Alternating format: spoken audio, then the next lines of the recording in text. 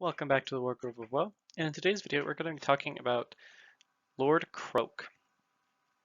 Before we get started, I would like to just kind of bring up the lack of uploads lately. I've been kind of feeling a bit under the weather and just generally needing a break from recording and work and school. I needed a little bit of me time, but hopefully I should be uploading regularly again soon-ish. But without further ado, let's get started on this monster of a model. So for starters, Lord Kroak comes in at 430 points, which is absurdly low for a model of his tier. He is incredibly cheap for what he does, and that's kind of why he's so powerful. But anyway, for basic stat line, he has 5-inch move, 9 bravery, 18 wounds, 4 up save, 4 casts, 4 unbinds. He has 1 melee profile, the Azurite Force Barrier, 3-inch reach, and then the number of attacks equal to the number of models in range, so 3 inches, and then monsters count as 5 attacks. 3s to hit, and then 4s to wound. Sorry, that's a typo on my end. 1 rend, 1 damage. Magic, so this is kind of where Kroak shines, is he's all about the magic. He knows all of the spells in the lore of Celestial Domination, and then his first of 2 unique spells is Celestial Deliverance. It has a 10-inch reach, and then you can cast it 3 times, and each time you cast it, it increases in the casting value by 1. So it starts off at 7 casting, and then it goes to 8, and then to 9 on each subsequent cast. And you pick 3 enemies within range, or 3 enemy units within range, and you deal D3 mortal wounds, or if it's a Chaos Demon, you deal just flat 3.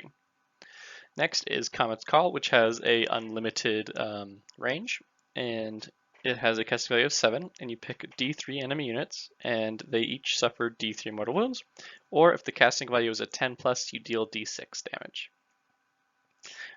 For his command ability, you pick D3 Seraphon units wholly within 18 inches, and you give those units fly and +1 to save against missile attacks. For unique abilities, Kroak can cast spells through Skink Wizards within 12-inch reach, or 12-inch range, or he can cast through Skink Oracles anywhere on the board. So this basically extends his magical capabilities to anywhere on the board, just period.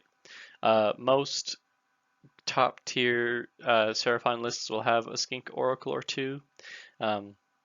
So that functionally gives Kroak a absurd amount of range for his magic, despite Comet's Call having unlimited range. He has +2 to cast and +2 to unbind, as well as unlimited unbinding range, so he can dispel or unbind enemy spells anywhere. Start of the hero phase, you roll 3 dice, and each 4+ gives you a command point. And then he is the Never Die Toad. I'll explain that more on the next slide, but basically it's really hard to kill Kroak. So when I say that he's the Never Die Toad, I mean that literally. Lore-wise, he's been around before the World That Was or Warhammer Fantasy Battle was even there. He's older than that world. He was I think he is the first Slan that ever was spawned by the Great Old Ones. So he's old. He's old. And as such, he just can't die because that's how death works. So how this ability works is at the end of each phase, if any damage is inflicted on Kroak, you roll 3d6 and then you add the amount of damage dealt in that phase. And on a 20+, Kroak is slain, otherwise all that damage is healed. So I've included a little graph courtesy of Goonhammer, a wonderful website that I highly recommend you visit. They have a lot of great resources and I follow them pretty avidly. It shows the probability of Kroak dying depending on how many wounds you inflict in a certain phase. So if you see around the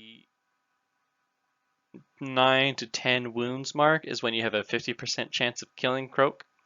And then once you get higher than that, it gets more towards the higher likelihood of killing him.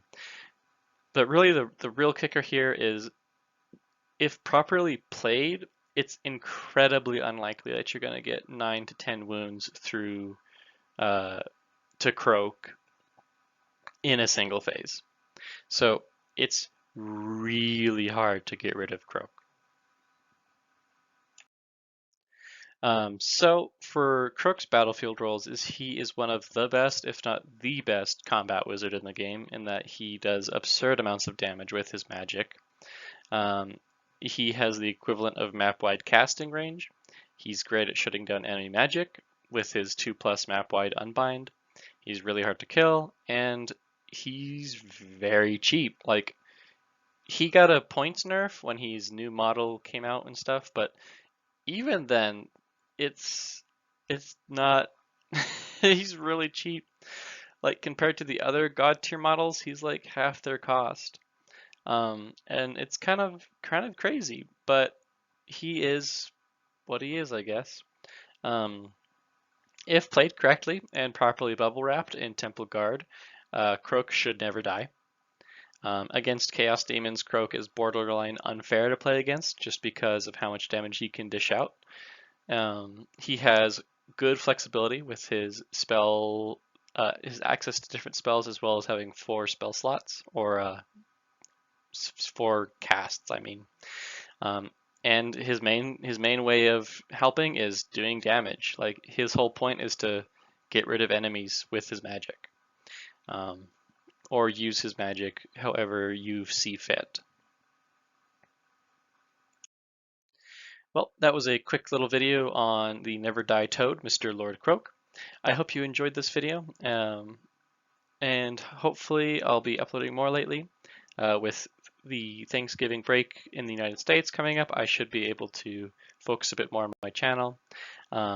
Before I get off today, I want to mention that I'm considering starting a Discord channel so I can better interact with people and get feedback or get suggestions for video ideas and just kind of give updates on what I'm doing in real life, like why there hasn't been a video or kind of what's going on. But if that's something that you all would be interested in, please let me know in the comments, and I will also put a link down in the description about the Discord.